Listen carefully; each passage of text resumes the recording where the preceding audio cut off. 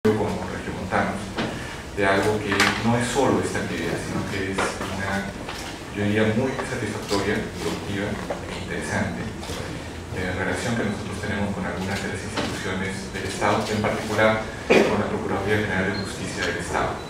Estuvimos hace algunas breves horas acompañando a don Adrián de la Garza, Procurador General de Justicia de Nuevo León, en la inauguración del GEPI, que es el Grupo Especial de Búsqueda Inmediata, una unidad y un local en el cual se va a dar un trato inclusivo a las denuncias sobre desaparición forzada y una atención particularmente cuidadosa a través de un nuevo protocolo de la Procuraduría a las familias que con su dolor, pero también con su esperanza, siguen buscando sus seres queridos. Yo quiero entonces agradecer la oportunidad que a través de sus autoridades, por favor, transmitirle este reconocimiento también al señor gobernador.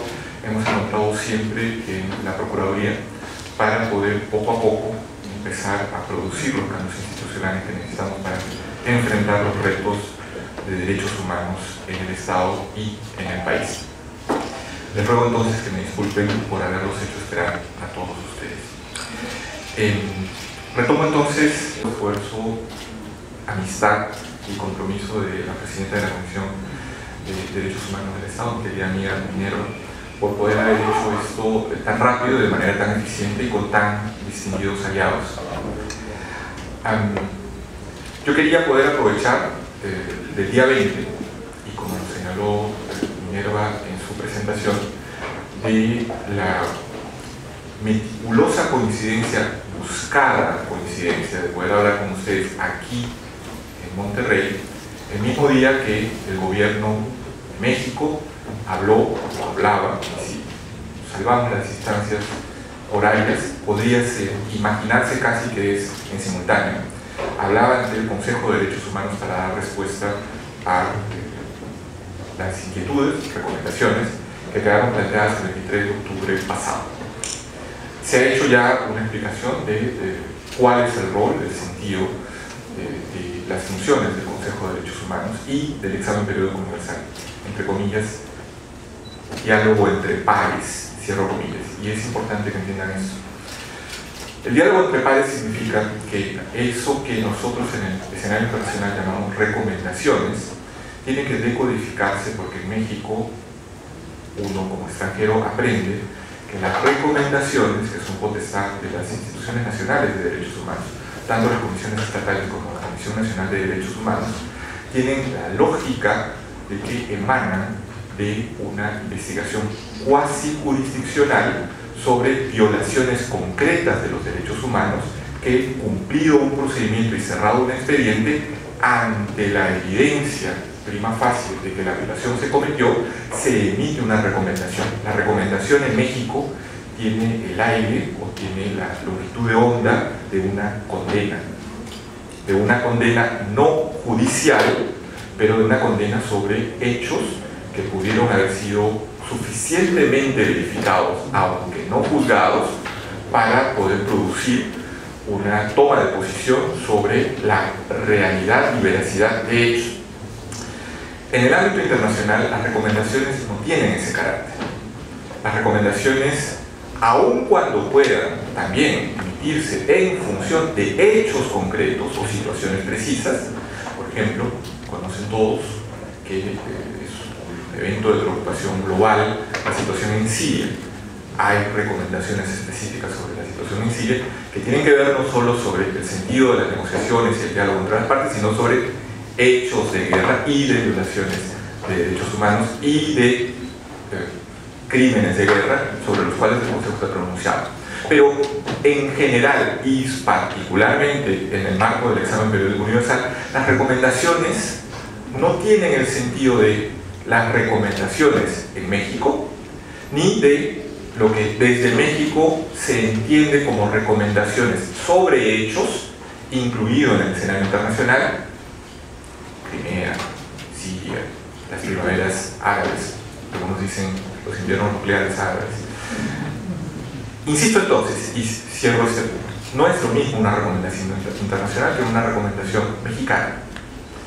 Las recomendaciones internacionales buscan, sobre todo, orientar, articular la implementación de políticas públicas en cumplimiento e implementación de tratados internacionales, primeramente, o de políticas internacionales, debates y consensos internacionales en curso. Y así hay algo que la discusión de la ciencia política y la ciencia jurídica anglosajona se llama el hard law, o sea, la ley dura, y el soft law, la ley blanda. Las traducciones en castellano son espantosas, pero las recomendaciones vendrían a ser no hard law, no son ley dura.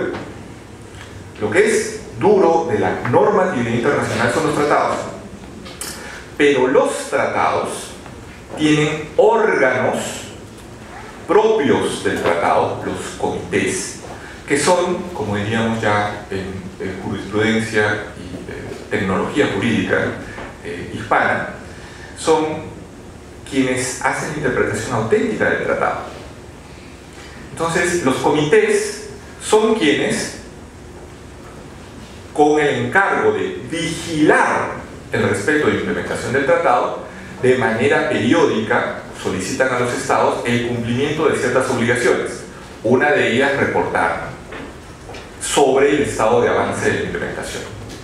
Y también de manera periódica emiten recomendaciones al estado que emitió el reporte. Esas son recomendaciones que vienen de un cuerpo de cuasi derecho, pero que tiene el encargo de proteger y desarrollar un cuerpo de derecho. Hay entonces recomendaciones a país de los órganos de los tratados, que son los comités.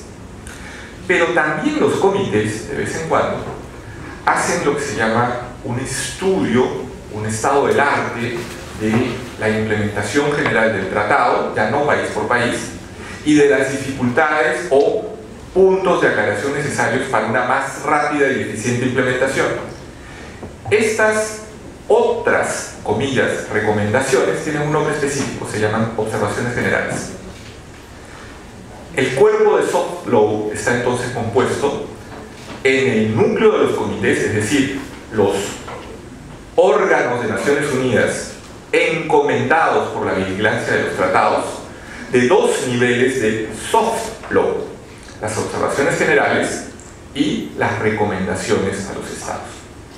De manera paralela, en un pilar diferente, el hoy Consejo de Derechos Humanos, antes Comisión de Derechos Humanos, órgano político de Naciones Unidas, pero encargado de la vigilancia de la situación de los derechos humanos, desde los años 70 empezó a desarrollar una práctica que le permitió no solo proponer nuevos tratados, nuevos borradores de tratados que tienen un curso, el Comité Económico y Social, el Consejo Económico y Social, luego la Asamblea General y luego la apertura a ratificaciones. Ese era el procedimiento habitual de la Comisión de Derechos Humanos, sino que desde los 70, frente a situaciones de evidente violación de los derechos humanos, decidió tomar nota y enterarse de manera directa de esas situaciones. Y desarrolló lo que se llaman los procedimientos especiales. Los procedimientos especiales son las maneras concretas, específicas, puntuales, en las que la Comisión, hoy Consejo, abrió a estudio situaciones en países o situaciones generales para debate y análisis en cada sesión del Consejo, antes Comisión. Y así se crearon mandatos: el relator especial sobre tortura, el grupo de trabajo sobre desapariciones forzadas, el relator de derechos económicos, sociales y culturales, el relator sobre el agua, el relator sobre el derecho a la vivienda, etcétera, etcétera. Por un lado, entonces, insisto, el primer pilar de protección internacional, los comités.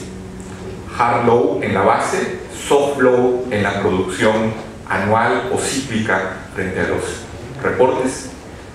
Y por el otro lado, de manera más dinámica, no solo en los ciclos de reporte de los países, no solo en observaciones generales, los procedimientos, los relatores, grupos de trabajo.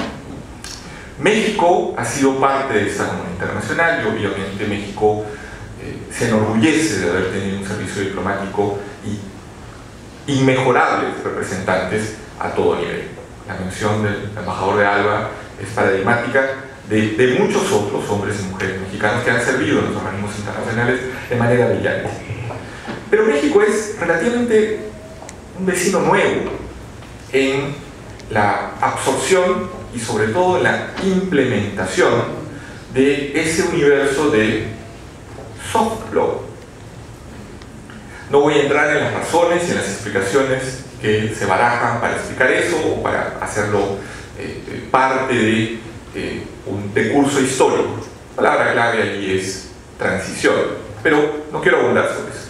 El dato importante para mí que quiero compartir con ustedes es que vivimos una época, hoy, en el México del siglo XXI, del año 2014, que está marcada por el cambio de esa relación con la comunidad internacional, de ciertamente un liderazgo, una prestancia y un apoyo que se sigue apreciando, a una adición, que es la búsqueda de la traducción, de la implementación, de la mejor comprensión de todo ese cuerpo cuasi normativo internacional que vive, convive, crece al lado de los tratados. Y así México entonces se ha convertido en un activo, miembro, parte, no solo de los comités, no solo de los procedimientos, sino hacia los procedimientos, invitando a los relatores de manera relativamente frecuente, cambiando además la bandeja de los temas sobre los cuales los relatores vienen. Una nota a pie de página: en breves 3 semanas, el relator especial de Naciones Unidas sobre la tortura iniciará una visita de 2 semanas a México. Y por lo tanto, el debate sobre la tortura en México se abrirá con ocasión de su visita y sin duda deberá poder generar una respuesta institucional, esperamos, positiva sobre ese tema. Cierro la nota a pie de página. Decía, México entonces, ese actor internacional, está en esta etapa, en este ciclo, en este periodo histórico, y sobre todo a la luz de la reforma constitucional del artículo primero en el año 2011, como dice el ministro Silva Mesa, en el nuevo paradigma y en la nueva época jurisdiccional, México está en este proceso, si me permite la palabra, la expresión, de ayornamiento, de puesta al día de una serie de procesos que en otros países de la región empezaron desde los años 80 en los procesos de democratización, en los procesos de caída de las dictaduras, en los procesos de dación de cuenta de muchas de esas dictaduras militares, y que fue y sigue llamándose esa primavera o tercera ola de la democratización en América Latina. México llega un poquitín tarde, pero llega con todos los elementos como para ponerse al día. Y parte de esos elementos son esa nueva aclarar en la primera parte. Recomendaciones en México no es lo mismo que recomendaciones internacionales. Y entonces parte de la absorción del primer ciclo 88, segundo ciclo 176, fue leída como que había más recomendaciones, ¿cierto? Por lo tanto, había más violaciones, porque en México, cuando hay más recomendaciones de una comisión estatal o de la Comisión Nacional, es porque han habido más casos y se han cerrado más expedientes y se ha llegado a más conclusiones sobre expedientes. No es este el caso internacional. Más recomendaciones debe ser leído primero como cuánto más interés hay desde la comunidad internacional sobre la situación de México. Decía, son 47 miembros los del Consejo, pero el examen periódico universal no está cerrado a la intervención de los 47 miembros del Consejo. Es el único mecanismo que está abierto a la intervención de todos los miembros de la Asamblea General.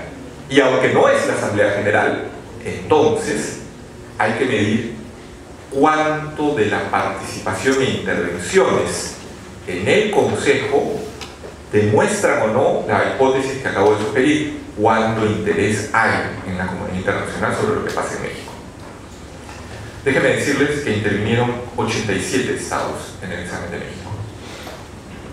Esto es casi el doble que la membresía oficial del Consejo.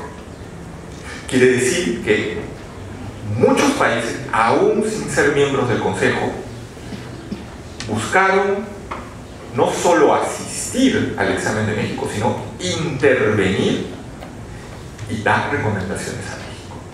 Esta es la primera señal, diría yo, de importancia del examen periódico universal y de diferencia entre el primer y segundo ciclo, no en la lectura del vocabulario mexicano, recomendaciones más violaciones, pero sí en la lectura del interés internacional sobre lo que pasa en México.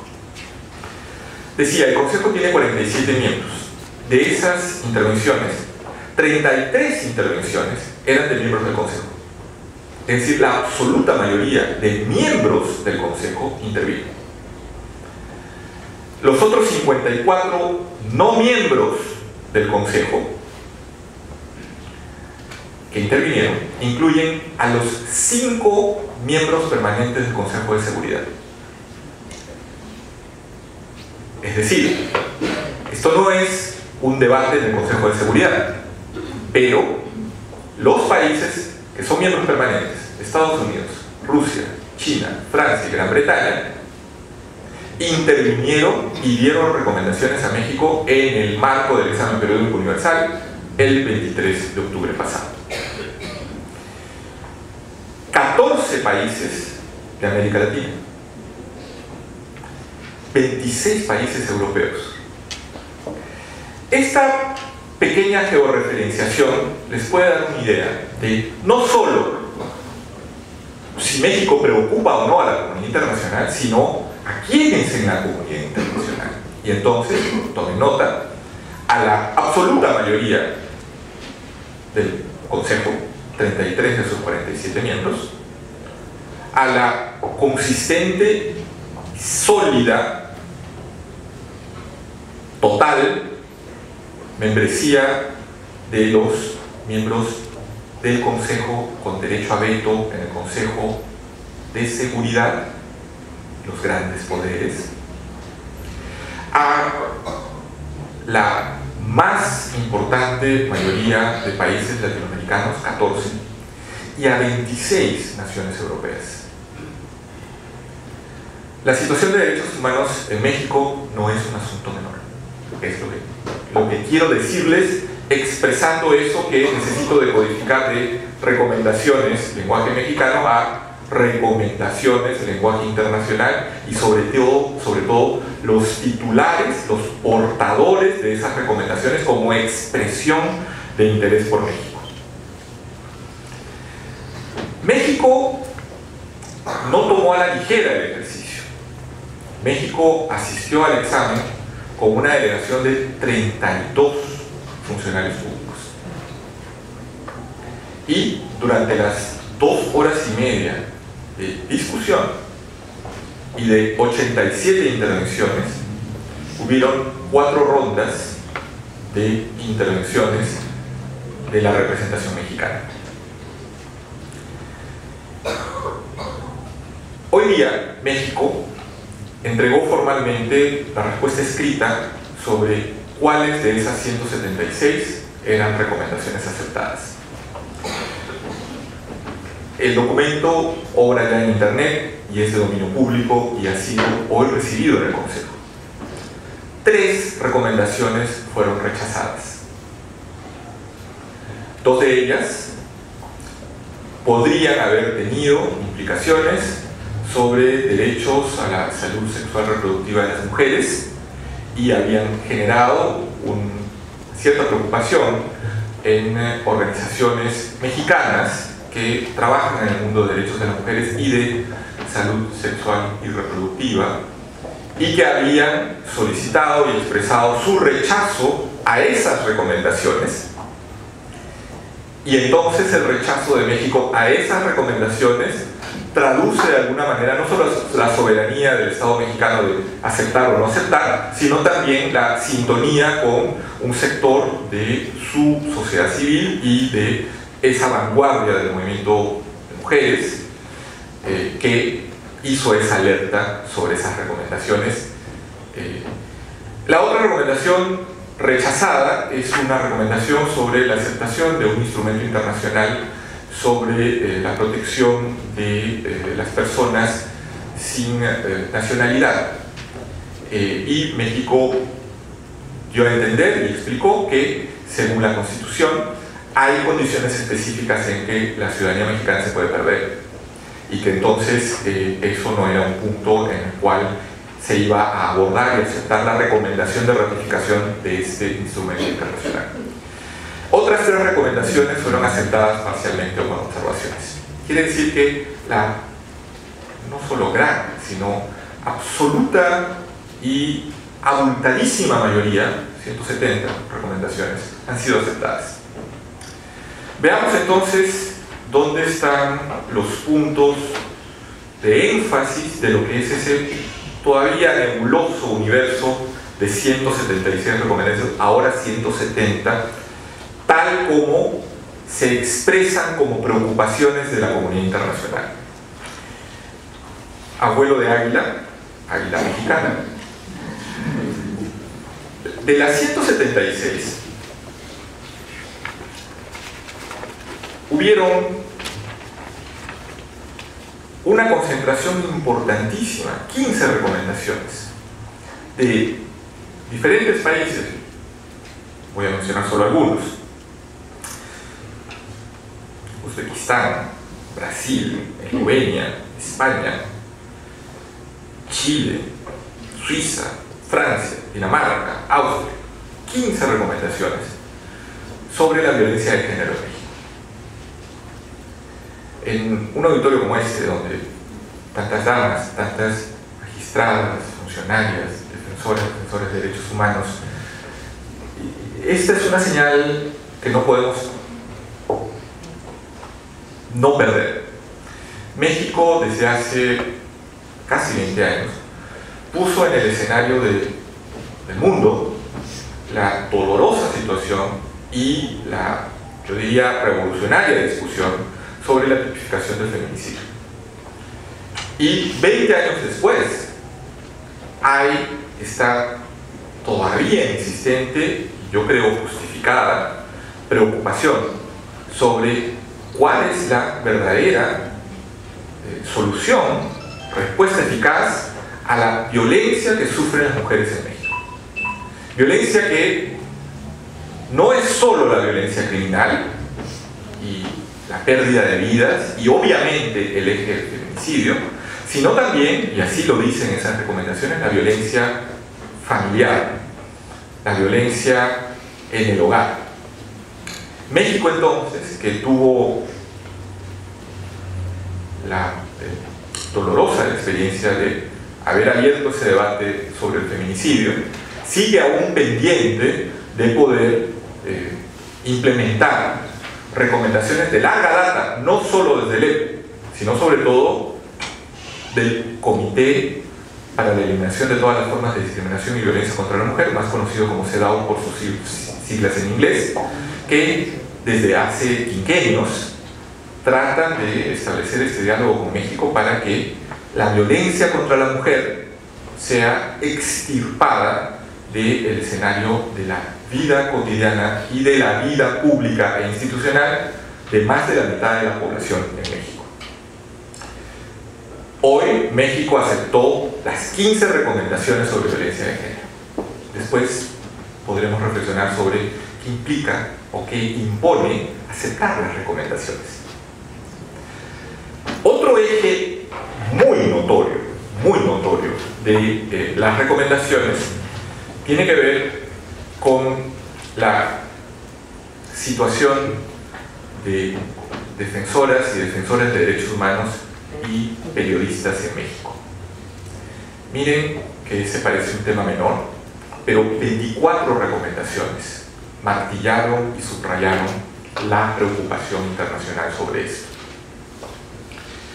Es obvio que ha habido un proceso en los últimos años de respuesta institucional, inclusive normativa, para tener mecanismos de protección que se aspira puedan no solo pues, blindar a los hombres y mujeres de prensa. México es uno de los países más peligrosos del planeta para ejercer el periodismo. Son estadísticas tanto de UNESCO como de organizaciones internacionales no gubernamentales de derechos humanos, particularmente Freedom House, que ha catalogado a países a lo largo de 60 años. Una de las creadoras e inspiradoras de la Declaración Universal de Derechos Humanos y viuda del presidente Franklin Delano Roosevelt, un gran ícono de los derechos humanos, es lo que quiero decir. No es una ONG cualquiera, es una ONG con un pedigrí importante y con una historia marcada. Freedom House ha catalogado como país no libre para la libertad de expresión en periodismo a México por 3 años consecutivos en los últimos 3 años. Entonces, no es broma, no es un capricho de unos pocos en México, no es un tema sobreinflado. Es un tema que preocupa a la comunidad internacional, como preocupa la situación de los defensores de derechos humanos. Las 24 recomendaciones han sido aceptadas hoy día por México, en bloque. Es decir, México no está discutiendo, negando o argumentando que no es tan grave. No es así. Otro eje importantísimo es que hay 9 recomendaciones que apuntan, artillan sobre la necesidad de implementación de la reforma judicial. Y aun cuando, sobre todo en un auditorio como este, todos sabemos cuáles son los plazos. Y todos sabemos además cuál ha sido el proceso nacional. Hay interés en la comunidad internacional sobre la plena y pronta implementación de la reforma, sobre todo en los estados en los que el avance de preparación para el cambio al sistema penal acusatorio no se ha acelerado o no tiene la diligencia que tiene en otros estados. Pero quiero decir que esto, que parecería un tema técnico, un tema muy interno, está en la agenda del primer nivel de la comunidad internacional. Otro tema que ha sido aceptado, a diferencia del primer ciclo en el que fue rechazado, son las recomendaciones sobre la justicia penal militar. Y esto, en general, es un antes y un después, porque significa que no solo el interés de la comunidad internacional se ha mantenido sobre este tema, sino que la aceptación del Estado mexicano de esas recomendaciones, 9, tienen que ver con la reforma constitucional del 2011, tienen que ver con las sentencias de la Suprema Corte de Justicia de la Nación sobre casos específicos de violaciones de derechos humanos contra civiles cometidos e imputados a personal militar, que fueron ventilados en la Corte Interamericana de Derechos Humanos y que la Suprema Corte de Justicia de la Nación ha declarado mandatorios. Hay un antes y un después. El después, que es el hoy, lleva a la aceptación de las recomendaciones sobre justicia penal militar. La geometría, la arquitectura precisa de la modificación del artículo 57 del Código de Justicia Penal Militar está en proceso. Las Comisiones Unidas de Justicia, Puntos Constitucionales y Derechos Humanos del Senado está ya trabajando y ha realizado audiencias para presentar el proyecto de dictamen. Seguramente no dejará de tener repercusión en lo que sea ese proyecto de dictamen. Está hoy día esta aceptación de las recomendaciones sobre justicia penal militar que se emitieron en octubre.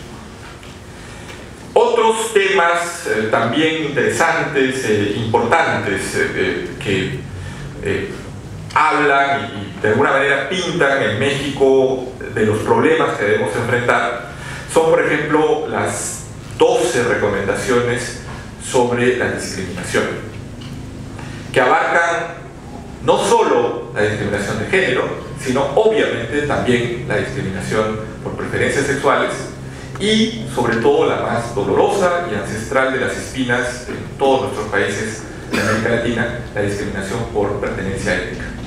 Nuestros pueblos indígenas, y ahí hablo en plural, yo soy peruano, han vivido por siglos una política sistemática de exclusión, de abandono. La palabra clave aquí es la palabra del Programa de Naciones Unidas sobre el Desarrollo, de la brecha estructural que hace que la expectativa de vida entre los pueblos indígenas en América Latina y el resto de la población sea de varios años de diferencia, que la expectativa educacional entre niños indígenas y los demás sea de varios años, que la expectativa de acceso y acceso real a servicios de salud, de vivienda, de desarrollo humano sea una brecha creciente en nuestro subcontinente. Esa brecha general de desigualdad es aún más dramática cuando hacemos la distinción sobre pertenencia a pueblos indígenas. Todas las recomendaciones sobre discriminación han sido aceptadas. Hay recomendaciones sobre derechos de los niños, hay recomendaciones sobre, obviamente, temas como el trabajo infantil, como el trabajo doméstico, etcétera, etcétera. Ahora bien, ese panorama, que no pretende ser matemático, sino que pretende ser para ustedes una manera de ver en el bosque los árboles y las especies de los árboles, ¿no? Presenta hoy, con la aceptación de 170 recomendaciones, un reto operacional. Y es aquí donde abro la segunda parte. Y entonces, ¿ahora qué? Es decir, al aceptar tantas recomendaciones, ¿se han aceptado tantas violaciones? ¿O se han aceptado compromisos, retos sobre la elaboración de políticas públicas en esas áreas temáticas para el corto plazo? Es obviamente lo segundo. México regresa entonces de Ginebra, no solo con el paquete de recomendaciones aceptadas, sino con el compromiso de elaborar una metodología nacional para la implementación de esas recomendaciones. Y entonces, yo les devuelvo la pregunta. Y entonces hoy la tarea que regresa para México no es solo una tarea para sus autoridades. Obviamente primero es una tarea para sus autoridades, primero, pero no solo para sus autoridades. Las recomendaciones internacionales, las del EPO en particular, tal vez porque sean las más frescas, tal vez porque sean las que concentran de manera tan numerosa la atención internacional, son también un universo de oportunidades para la sociedad civil, para la ciudadanía. Oportunidades para, primero, el conocimiento de las recomendaciones, su seguimiento y para la exigencia del cumplimiento por parte de las autoridades. Y ese es el verdadero reto que tiene México. No solo tener esto que esbocé en el primer momento de mi presentación, esto que es, sí, somos un actor importante en la comunidad internacional y la comunidad internacional considera la importancia de lo que parece en México y además hemos decidido poder incorporar o tomar nota de ese cuerpo de soft law, sino cómo lo hacemos realidad. Buenas y malas noticias. No son solo las 176, hoy 170 recomendaciones aceptadas. Como les dije en un primer momento, las recomendaciones también vienen de los comités de los tratados y de los procedimientos especiales.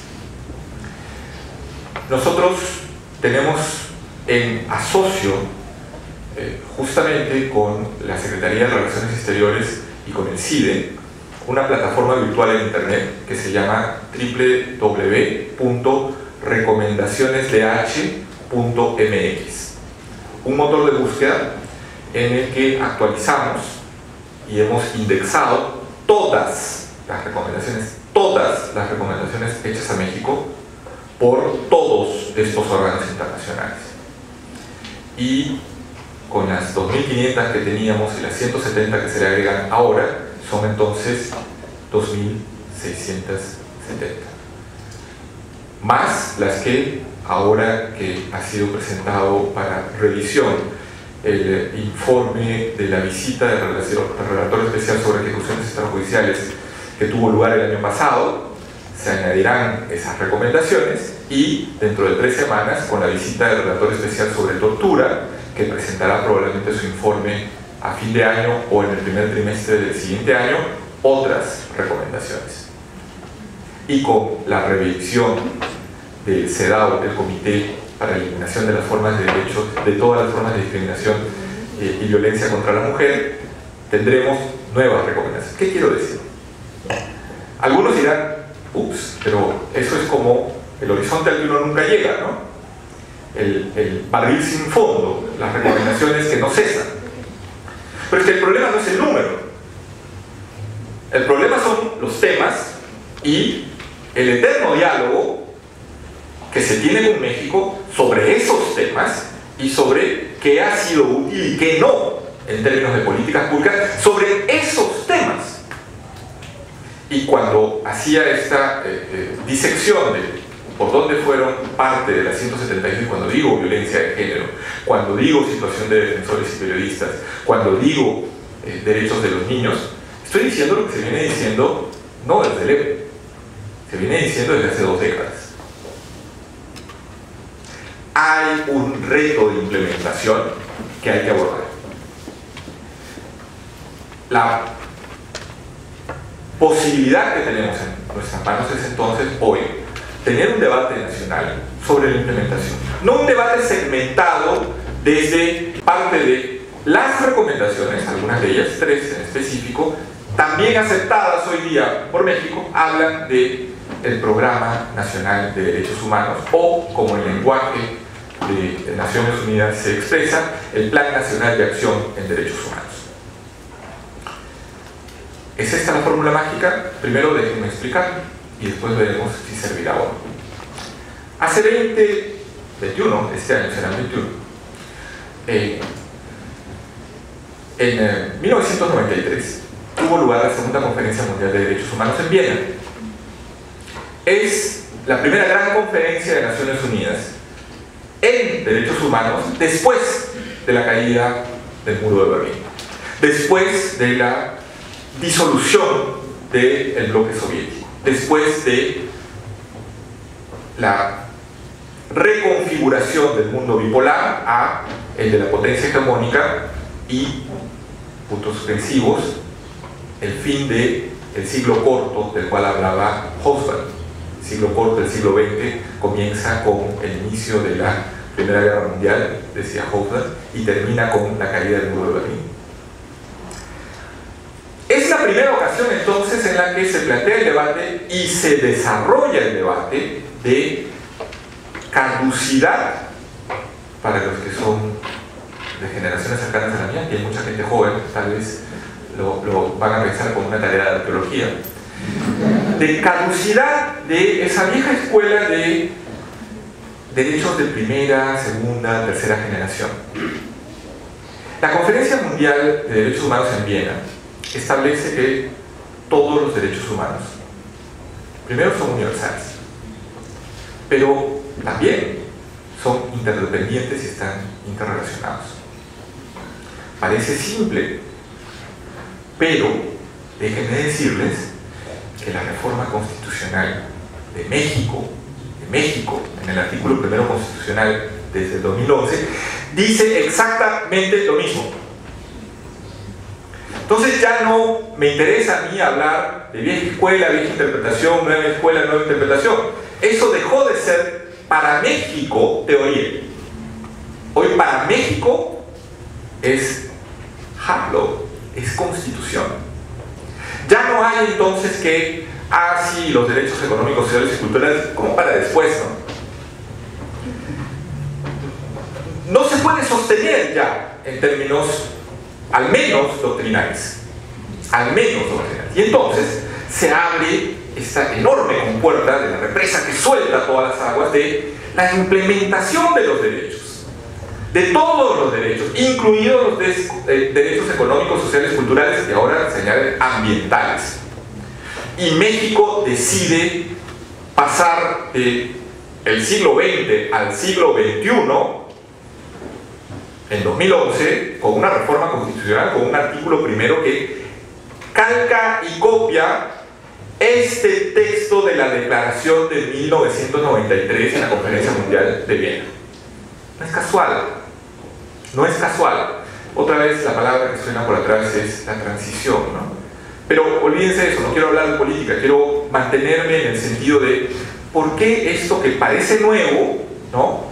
Primero, no es tan nuevo, y segundo, por qué es importante.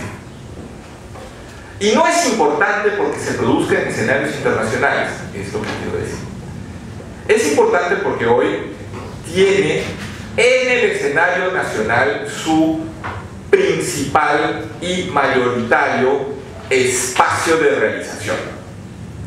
Es en México donde las recomendaciones harán carne, no en Ginebra. Y es en México a través de puntos suspensivos, a través de que, ¿cómo? Si es el barril sin fondo. Porque Viena dice no solo eso de los derechos, dice además, se alienta, se insta a los países a que hagan políticas públicas en función de la protección y promoción de los derechos humanos a través de un gran plan regulador, plan de acción en derechos humanos a nivel de cada estado. Esa es la fórmula. La fórmula es, así como se hace un plan nacional de desarrollo en el que se ponen las metas seccionales, igualmente se puede hacer planeación en perspectiva de derechos humanos. Y ustedes dirán, ¿y eso cómo se hace? Se hace de una manera muy concreta, es decir, se toma nota de las recomendaciones, se ve hacia dónde apunta el soft law, no solo la norma, porque el soft law es una manera de poder intentar hacer viable e implementar el hard law. Y se ve la secuencia de la recomendación, su repetición y pertinencia a lo largo de los años, a lo largo de los mecanismos, tanto los órganos de los tratados como los procedimientos especiales, como ahora con estas eclosiones políticas del examen periódico universal en el Consejo, y entonces ustedes descubrirán que las recomendaciones sobre desaparición forzada no son de octubre, no son del ciclo anterior de hace 4 años, no son del último informe del grupo de trabajo sobre desapariciones forzadas e involuntarias de hace 2 años, son de hace 15 años. Y entonces verán que, por ejemplo, se viene diciendo desde hace muchos años que la legislación federal o nacional sobre la tipificación del delito de desaparición forzada no está acorde con los estándares, es decir, con la tipificación de la convención que México ha firmado. Y entonces, ¿cuál es la tarea? No puede ser otra que tener una tipificación que recoja in toto, no cambie, no traduzca, no modifique lo que soberanamente México firmó como tratado internacional, que siendo tratado es hard law, y que con la Constitución y su artículo primero desde 2011 es parte de la normativa mexicana. Esa brecha, ese abismo, esa ausencia de comunicación entre lo internacional y lo nacional se empieza a disolver. La Suprema Corte de Justicia de la Nación ha abierto los primeros pasos en eso. No se podía discutir el artículo 57, era difícil, no entendemos. Pero México, sus instituciones dicen que el puente es este. Y las recomendaciones entonces se especifican. Y ya no hablan solo de justicia penal militar en teoría, sino hablan del artículo 57.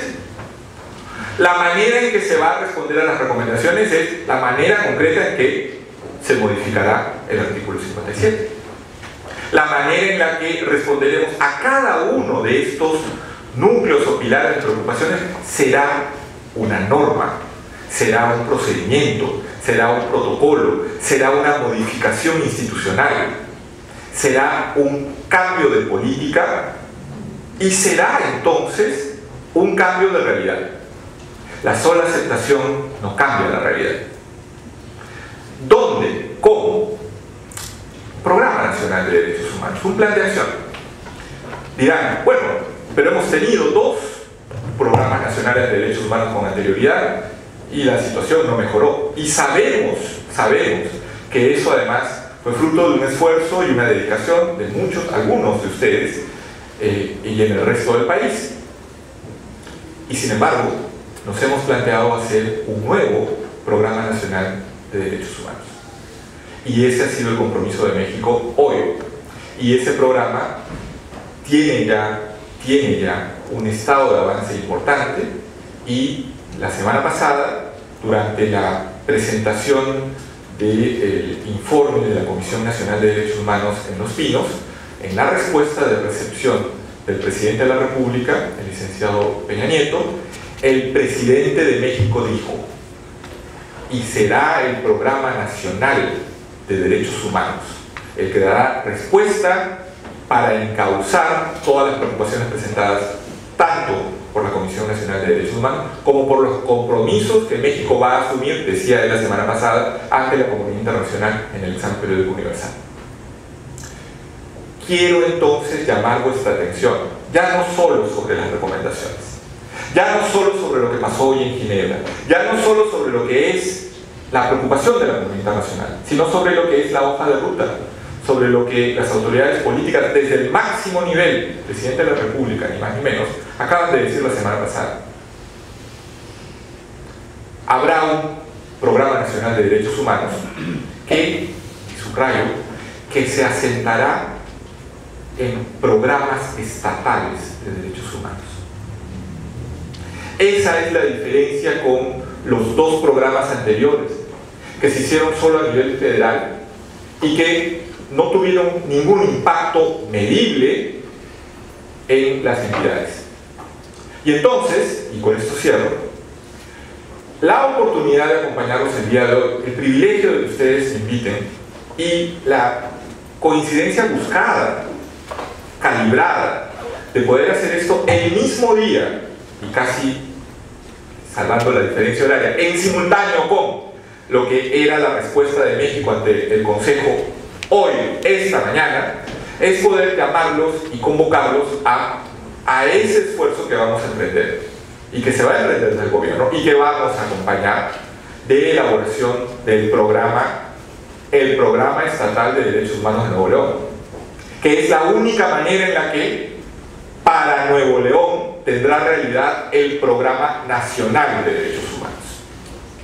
Esa hoja de ruta está ya a punto de ser presentada por el presidente, es cuestión de semanas, pero a partir de allí no podemos darnos el lujo de dejar entonces que eso se amarille como un documento más y que además en el orgullo y tradición de autonomía de los nuevoleoneses esto, digamos, no parezca pertinente para la realidad del Estado.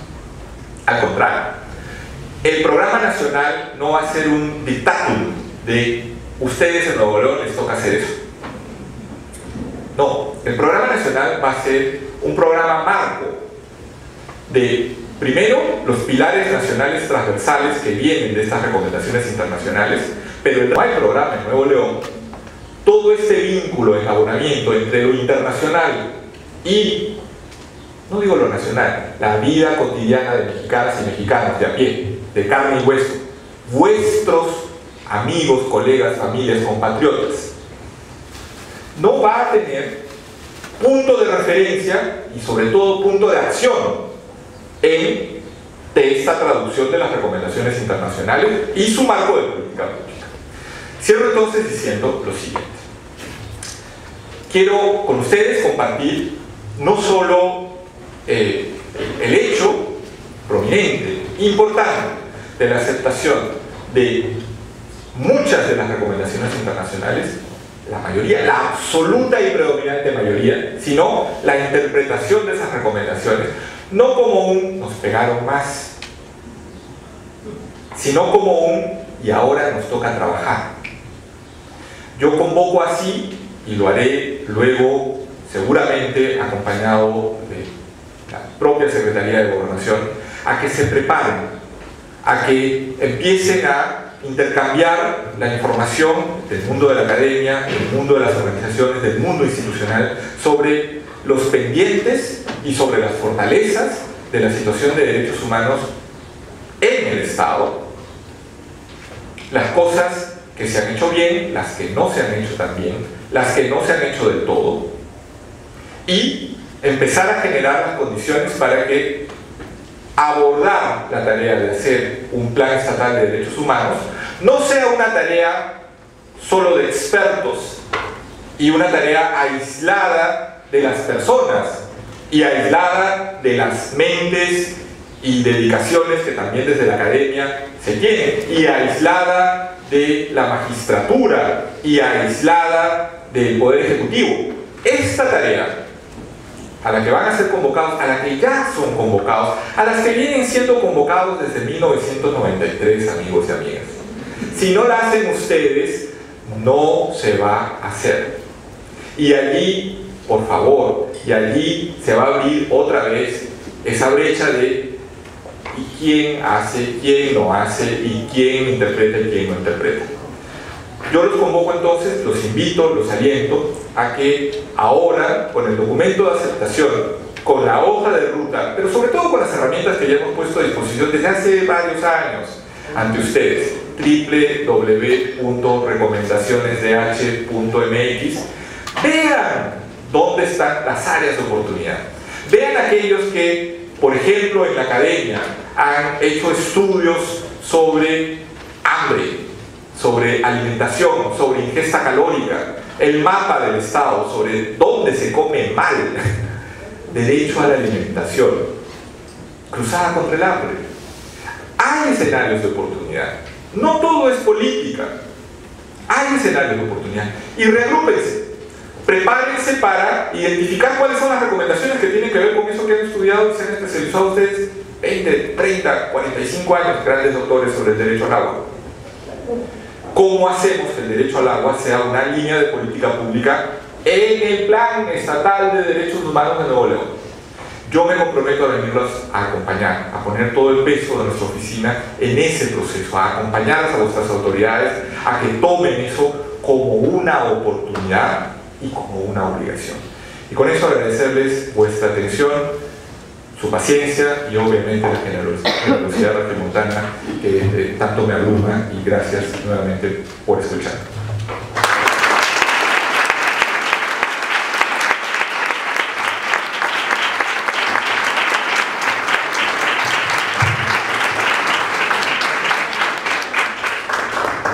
Agradecemos al señor Javier Hernández Valencia por su interesante exposición, y a continuación la licenciada Angélica Arevalo Castro y la doctora Minerva Martínez Garza le harán entrega de un merecido reconocimiento. Es para mí un honor, y en compañía de la licenciada y arquitecta Angélica Arevalo, hacer entrega de este reconocimiento al señor Javier Hernández Valencia por su gran exposición, pero también por esta última oferta que nos ha hecho de venir a asesorarnos, y bueno, nosotros creo que vamos a prometer hacer la tarea. Muchísimo.